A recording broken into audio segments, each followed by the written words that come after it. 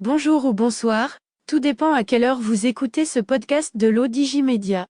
Notre chroniqueur invité, Aziz Bousseta, partage son avis et ses réflexions dans un article qu'il a intitulé « Le Sahara et les prouesses langagières ».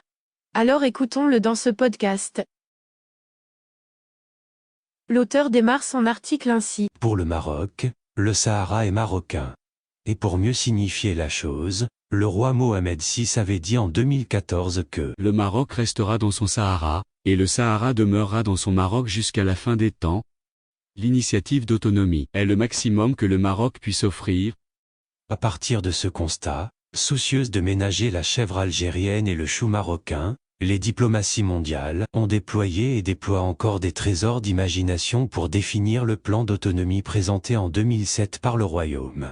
C'est dans ce dossier que l'on peut voir la complexité du monde d'aujourd'hui, avec ses intérêts qui se croisent, les compétitions entre États, les coups diplomatiques et autres positions ou postures politiques. En relations internationales, le verbe est important, car il permet d'éluder et de faire gagner du temps en même temps que, si possible, de l'argent.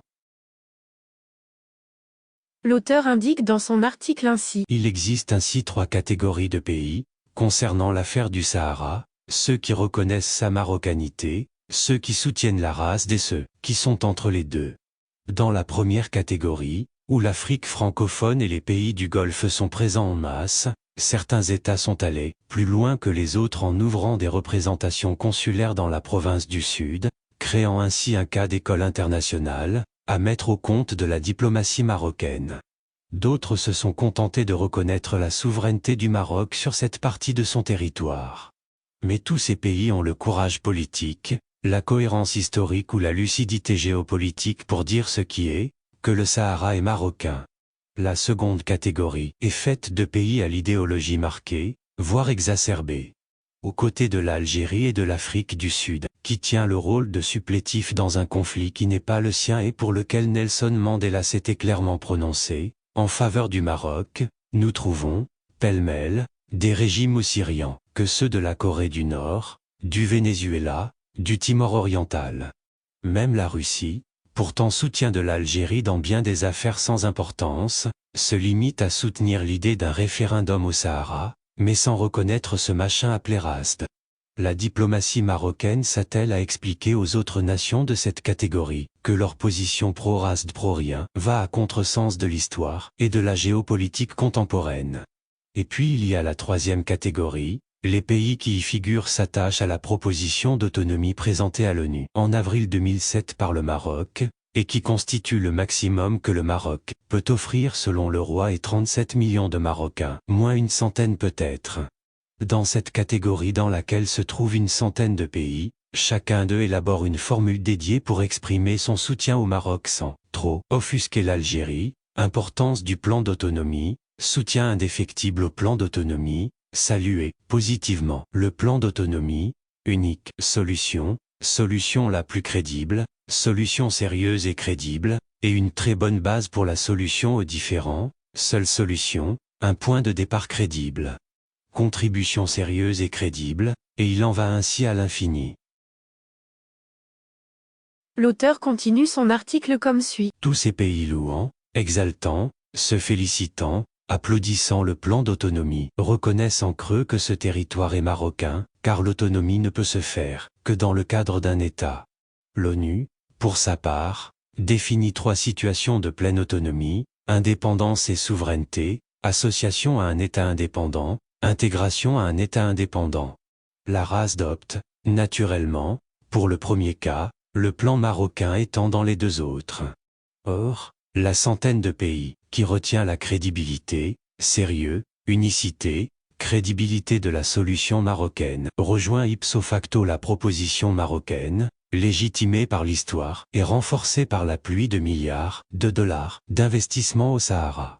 Il s'ajoute à ceux qui ont ouvert un consulat ou qui reconnaissent explicitement la marocanité du Sahara, ceux qui affirment la nécessité de la stabilité dans la région, et ceux qui reconnaissent les efforts marocains déployés dans ces territoires méridionaux. Cela étant, les États qui louent le plan d'autonomie marocain sans aller plus loin contribuent encore à l'opacité onusienne savamment entretenue dans cette affaire, La question du Sahara étant la seule à être traitée simultanément par 3 organes des Nations Unies, le Conseil de sécurité, le Comité des 24 et la 4e Commission. L'auteur précise sa pensée ainsi. On ne peut trouver mieux pour enterrer un dossier et maintenir l'opacité, comme sait si bien le faire la communauté internationale avec son atout principal, le droit international, c'est-à-dire occidental, ou encore celui des vainqueurs de la Deuxième Guerre mondiale. Entretenir les rivalités pour affaiblir, affaiblir pour dominer, dominer pour assujettir. Sauf que nous sommes en 2023, que les menaces globales sont aussi nouvelles qu'exacerbées, que de nouveaux blocs se forment et prennent forme, que l'Afrique est au premier rang des appétits des uns et des autres, et que le Maroc a compris les enjeux, et refuse de jouer davantage le jeu. L'heure n'est plus à l'hésitation, aux formulations alambiquées, aux procrastinations diplomatiques. Il faut choisir. Le bloc occidental exige implicitement, peut-être même explicitement, au Maroc de choisir son camp. Le Maroc peut demander en retour de choisir entre lui et l'Algérie. Les États-Unis l'ont compris. Image, comme le montre la confirmation de l'accord tripartite par Washington, Israël aussi, l'Espagne y est presque, l'Allemagne aussi. L'auteur conclut son article ainsi. Aujourd'hui, la repolarisation du monde s'incarnant dans l'opposition entre G7 et BRICS. Sans leurre et sans plus, il appartient aux pays du premier groupe de rallier le plus possible d'alliés fiables et prometteurs. Le Maroc en est un, l'Algérie non. L'heure n'est plus aux embrouillamini langagiers mais à la clarté et au courage diplomatique.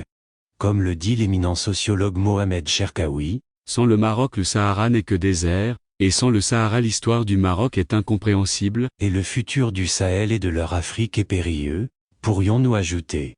Et dans cette logique, le Maroc devra affirmer et affermir sa politique du prisme diplomatique à l'encontre des pays adeptes de la diplomatie du verbe, de la diplomatie verbeuse.